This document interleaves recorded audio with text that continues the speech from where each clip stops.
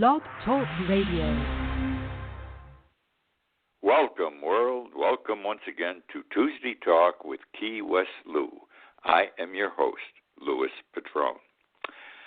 Normally, I start the show by telling you all the places we're going to visit during the show, and it's international. Tonight, everything is centered right in the United States. There's nothing we are going to talk about tonight that does not involve what is happening in the United States, because everything is happening in the United States, most of it, if not all of it, bad, to the detriment of the entire body of people that live in our country. It's a sad state of affairs. I'm also going to start a little differently tonight. Some things came over the news late in the afternoon or early evening that I had not incorporated into my show because my notes were done earlier.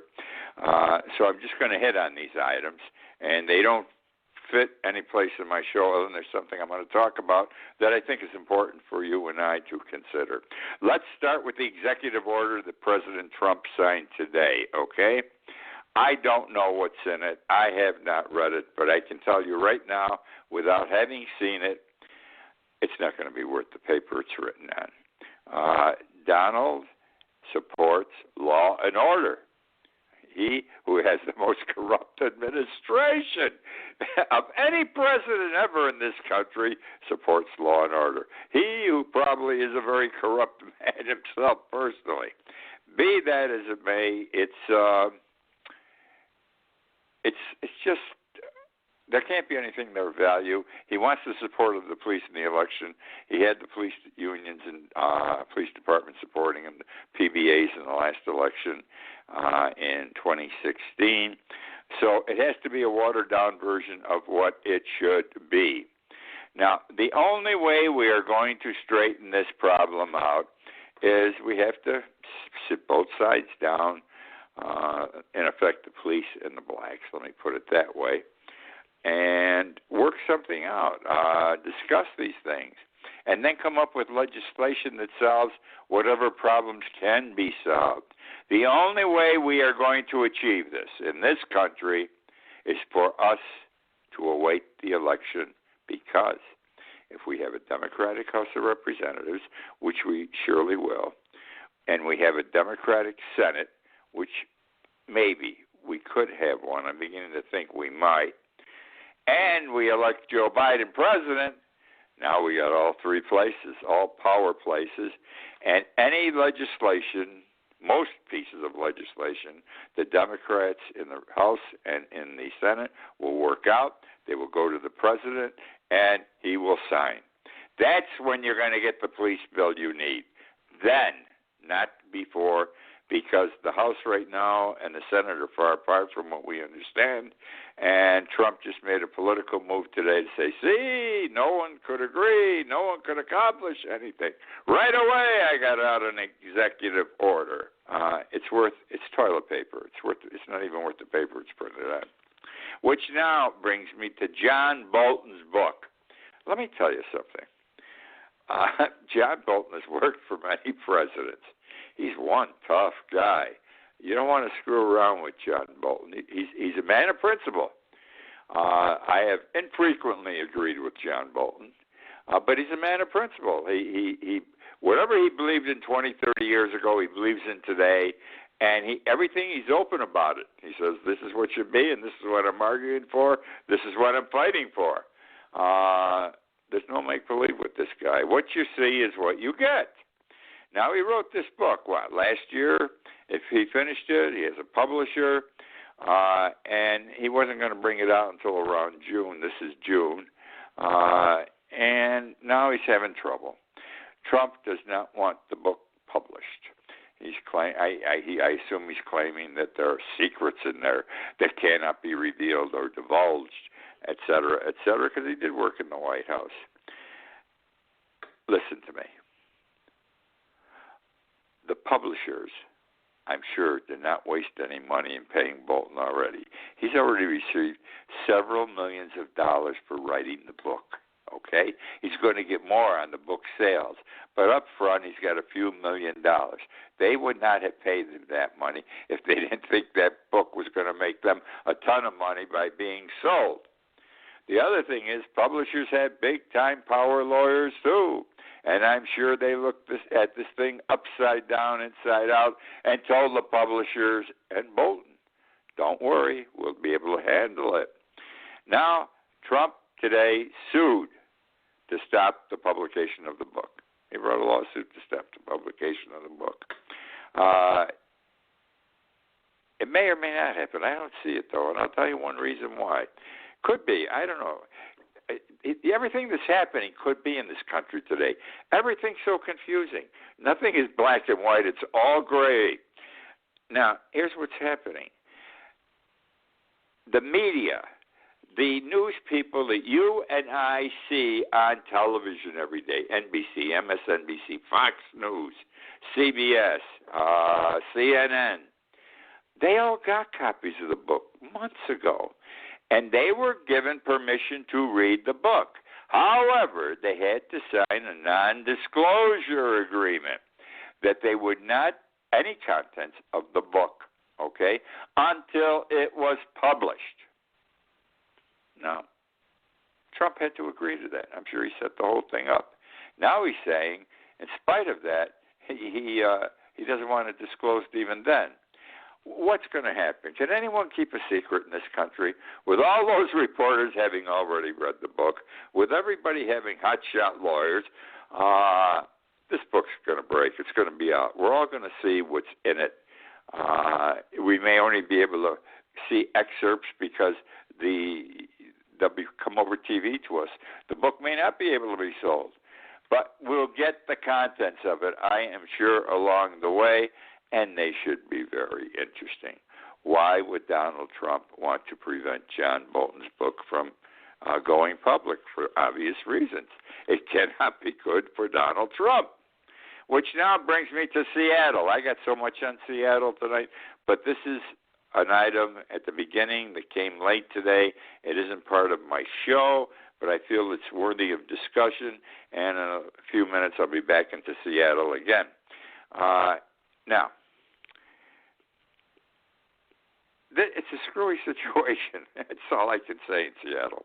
And when I'm laughing, I shouldn't laugh because what I'm going to share with you is terrible. And most of you, if not all of you, are not aware. You know that the organization is now called CHOP, C-H-O-P. I'll get into why later on. And a reporter by the name, he's a journalist actually, Andy Nego, N-E-G-O, was recently interviewed actually yesterday. Today rather, and this is what he had to say. He was there daytime at CHOP in Seattle, that area that's been taken over by the black people, and he was there daytime and nighttime. And here's what he saw. Here's what he thinks. He says it's a Jekyll and Hyde, a Jekyll and Hyde. He says by day, everything's kumbaya. Everyone loves everybody. Visitors are welcome. Music is played. People dance. They're growing fruits. They're growing vegetables. They're giving people things to eat, drink. Everybody's happy. Everybody's happy. White, green, purple, black, whatever color. Now comes the night, and Andy Nego says things are much different at night. Once the sun goes down, he describes it as a mobster. That's the term he used. Mobsters come out, he says, at night. And here's what happened, one of the situations that occurred that he saw and he talked about, and it's this. He says, when it gets dark, individuals come out to speak, just a handful. They seem to be the leaders. And this man had a loudspeaker in his hand, and he was saying, I need 100 people because we got to do this and that, and we got to go several blocks down the street to this business, which was a body repair shop, auto body repair shop, and do this, this, and this. All bad things. They were going to wreck the guy's place. And he says, I need 100 people. Right away, he had 100 people. Okay? And they walked the several blocks down the street to the place of business. Now, that business has been open and operating by day. There has been some disagreement, obviously, between the black people and this guy, okay? Because when they got there, their intent was to burn it down, okay? The owner had some of his friends rush over. They were waiting. They thought something was going to happen. And the owner actually physically captured himself one of the arsonists. The police were called. They never came. Now, this police thing is so interesting. The gentleman says the police were called 19 times and never responded. And I can believe this, and I'll tell you why. Nobody wants to meet the enemy here. The blacks aren't afraid to meet the whites, but the whites seem to be afraid to meet the blacks. And you can't come to an understanding unless you can meet and talk about anything. Because we are now getting out of control in this country. This is anarchy. People are taking over our country. I don't care how poorly they've been treated for the last 1,000 years. You can't operate like they are. It's wrong. It's terribly wrong. What happened to them over the years was wrong, but two wrongs do not make a right. Now, let me say this too, that while these 100 people were marching down the street to the car dealer's place where the repair shop, they were carrying weapons, handguns, rifles, batons, and knives. What the hell are we doing? What kind of a country have we become? And this is only one city where this is happening in the United States. And that's what happened last night, okay, in Seattle in the CHOP area. Now to get into my show, which is good. This is a great night, by the way. I think this is I'm going to enjoy doing this show. I enjoy preparing this show. I wish I had 3 hours to do it. Life is changing. Life is changing for all of us in the United States. And the way it's changing is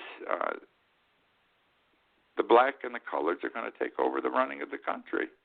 And the reason is sheer numbers of people, force of numbers.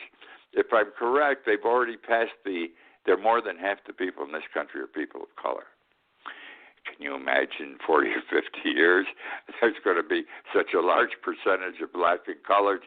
The white are going to be the absolute minority. In 10 or 20 years, the blacks are going to be a very great influence in this country and be taking over the government, who they're going to elect, and so forth. The top hierarchy in businesses, they're on the move. It's their time. It is their time. And you can see that. You can see, listen to them when they're on television. And by the way, big movers in this whole thing across the country are Black Lives Matter. And they're troublemakers. They're working for their people. They're working hard. They're working diligently. But they know how to create strife and problems. Well, what are we doing right now? We're taking down statutes. We're either vandalizing or tearing down statues, monuments, and want to change the name of military bases that are named after Confederate generals or soldiers. Any statues, monuments, etc., that are of Confederate people have to go. Got to go. Because they subjected our people to slavery. Not right. Some people think this is part of our history.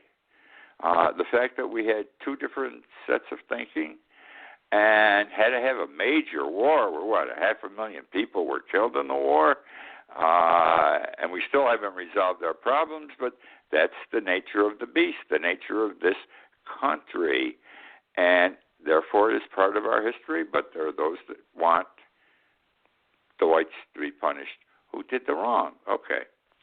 Well, that's not quite the story as it's turning out. What's happening is this, and you're going to be surprised. Some of you, most of you will, I think. It is not just Confederate statues and monuments that are being vandalized, that are being torn down. They are also going after American heroes, monuments to Union people, great Americans beyond the Civil War, before the Civil War, not part of the Confederacy at all, not Confederate thinking, and they're tearing down their statues. And I'm going to explain to you why. I know this is just breaking, this kind of stuff, in the last 48 hours. This past weekend, actually. Now, they're going after anti-slavery figures, all right? And all symbols, it's not just the Confederacy now. All symbols of the United States history, people involved in the United States history, are fair game, even the good guys, the good people. And why? Because they're described as mobs. These mobs believe, in other words, those people you saw in the street protesting are mobs too. These people believe that they have won already. This thing's over. What? They're still protesting 3 weeks after George Floyd got killed. And now they shoot a guy in a Wendy's parking lot in Atlanta. This goes on and on. 2 black guys hanging from trees in California, 50 miles apart, and the police say they're suicides. So things are still going on. They're still burning. There's still the fire within them, and they believe because. And, I don't think the police should do this, but I got to say it this way. Because the cops are now facing up to them, just like they didn't just now in Seattle. I told you about 19 phone calls to the cops. They didn't show up. That they've won the war. They honestly believe that they have won because America will not stand up to them, and they're going to take their country over. They can't take it back because they never had it. They're going to take it over. So they make no distinction between Confederate and Union, abolitionist and pro-slavery, 15th century figures and 20th century. Let's go to the 15th century figures for a moment. Christopher Columbus. For 5-6 years, the blacks have been crucifying Christopher Columbus.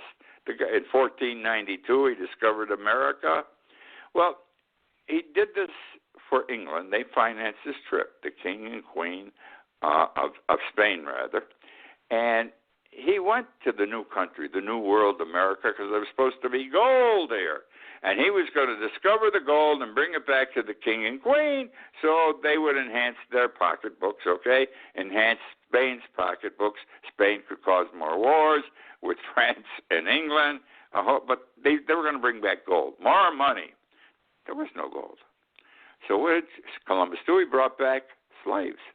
He brought people back. He brought black people back, made them into slaves, and gave them to the King and Queen as slaves. Now, the King and Queen were not unhappy because slaves were money. Every slave was worth X number of dollars, even in 1492 as they were during the years leading up to the Civil War. During the years when our country was first formed in 1776, slaves were money. That's the way it was. And that's why you go back to the 15th century. They've been knocking down Christopher Columbus statues and screwing up his parade in New York City, the parade in honor of him, for 5 or 6 years because of this. Now they're taking on others because they don't care when the monument was erected, who built it, who it was built for. They only care to take it down because they want to destroy not Confederate figures, but they want to destroy. Their target is, hear me clearly, the history of this country, okay, which has not benefited them in any way, not made them spectacular in any way, not made them important or contributing persons in any fashion. So the target actually now, and I'm calling them mobs, are the United States.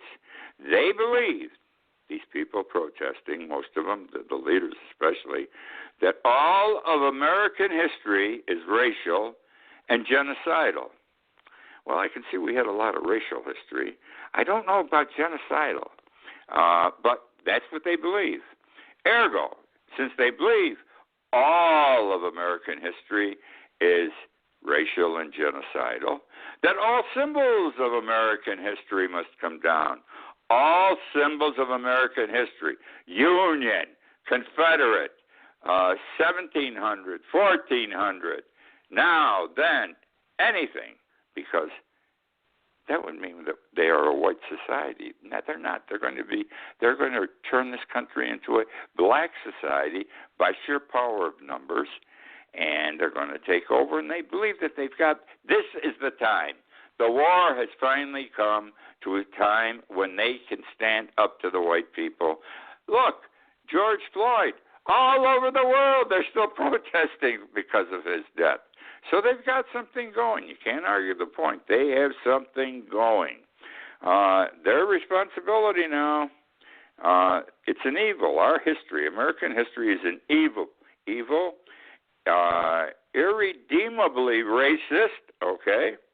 And that's what they believe. So let me give you some examples. And again, Black Lives Matter involved very, very big and very tightly in this. Many statues, non-Confederate, are being vandalized in this country recently. Okay? The gentleman's name is Matthias, Matthias, Matthias Baldwin. He was one of the first abolitionists in this country. This is way before the Civil War. An early abolitionist. He fought against slavery for 30 years, okay?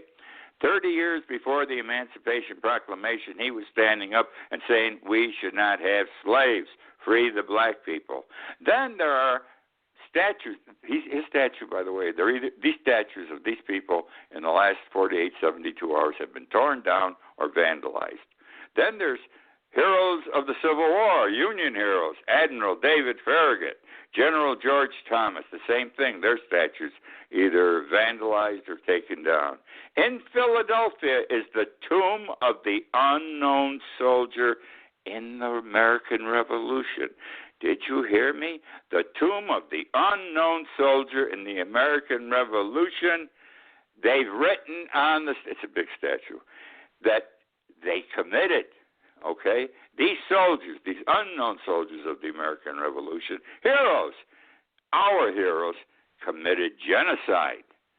I don't understand this, again, where the genocide comes from, but they committed genocide. Then there's the Shaw Memorial, which commemorates, the Shaw Memorial, this is in Philadelphia also, commemorates the all-black battalion that fought in the Civil War. There was an all-black battalion. This is their people, okay? All black people don't care. They're vandalizing it because they fought as part of American history. Their own people. Then there's John Greenleaf, Whittier, California. One of the most prominent literary voices leading the fight to end slavery. He was a prominent Quaker. He goes way back, okay? Again, Black Lives Matter involved in this, and they vandalized his statue, okay, this past weekend as part of a peaceful protest, quote unquote, last Sunday in Whittier, California. This is decades again before the Emancipation Proclamation in 1863. Now comes the best of all. The absolute best of all, and this is hard to buy. Thomas Jefferson. There is located in I forget this. There's a city, someplace in our country that has the Thomas Jefferson School. In front of the Thomas Jefferson School, there is a statue of Thomas Jefferson sitting in a chair like Abraham Lincoln, though not quite as large. Over the weekend. Now remember, who is Thomas Jefferson? Third President of the United States, primary author of the Declaration of Independence, one of our founding fathers. And they came and they put two ropes around his neck. They pulled his statue down, and then a guy came up with a big axe and started chopping away at the statue. This is Thomas Jefferson. And what did he do wrong? He owned slaves. He also made love to a slave. But he owned slaves. And he was a slave owner. And because of that, his reputation, he has to go. His statue should not stand up. If not his, whose? Tell me. If not Thomas Jefferson, who? And We got these things going on in this country. This is happening, by the way, the destruction of statues that were not who were not pro-Confederate. They're the good guys. Okay, let me put it that way. This is happening in England too, not only in our country, and this is attacked. I was reading up on this today. First, an opposing group, terrorist groups do this. I'm going to name one in a moment. They take the bad people, their certain group don't like their group, and they go after them, like the blacks are going after the Confederates. No problem. Then they start going after the non-Confederates, the people who were good people, but they're still heroes for some reason, because in order to take over the country, they have to destroy good, bad, or indifferent governments that preceded them. And who has done this successfully in the Middle East? The Taliban. The Taliban. Well, I haven't got much time. I got so much material. The poor police now, the policemen. It's been said that they're reaching the breaking point. They can't handle this anymore. It is a hard job. Now it's become a tough job. But they made it tough for themselves over the years. All right? Now look, what's been happening. In Atlanta, 19 police officers this past week resigned because they're working 12-hour shifts 7 days a week. And they can't do it. It's just too much work for them. And especially after Rayshard Brooks was killed, they were unhappy that one police officer was arrested for murder and the other was placed on administrative leave. Then there's the Los Angeles Police Department. They have already accrued, because of these, I'm laughing, these protests, $40 million in overtime wages. $40 million, which they cannot pay. It's not in the budget. They can't find the money. So they told the policemen, what we're going to do is, instead of paying you, we're going to give you comp time, as it's called. We're going to give you time off. $40 million worth. That's the only way we can handle it. Well, the police are not happy with this, okay? They are not happy at all. And what they're doing is, 12 to 18 a day are calling up and saying, gee whiz, I can't come in today, I'm sick, they're canceling, hoping that they're going to teach the city of Los Angeles to pay them in cash, which they don't have. $40 million. Can you imagine? Right, where are we, Louis? There was this little, HBO, Gone with the Wind. Black people exerted their influence. HBO said, we're not going to show Gone with the Wind as part of our new HBO Max series. A couple of days later, because of it showed favoritism towards the South prior to the Civil War, and it did. All of us have seen that movie 18 times, but it's part of our history again. And they didn't like that, and HBO backed off, said we're not going to show the movie. 2 days later, they came back and said we're going to show the movie, but we're going to have an introduction, a special introduction at the beginning, explaining that this is the way things were, et cetera, et cetera. Disgusting that they could influence the holding off, get a big company to cancel one of the greatest movies ever, Gone with the Wind. It told the story of this country at that time in our history. Well, my time is up, and I have so much to talk about. But that's the way it goes. I hope you enjoyed the show tonight. There are so many things happening in this country. I could talk all day like this, like they do on television. Just me alone, though. There's so much information out there, things to discuss. In any event, thank you for joining me. I hope I did not offend any of you. I seem to vacillate back and forth on a lot of issues because every day something changes my thinking. And again, as I say, nothing's black and white anymore. Everything's gray. Be that as it may, again, I thank you for joining me. Please return next week. I look forward to being with you. Good night.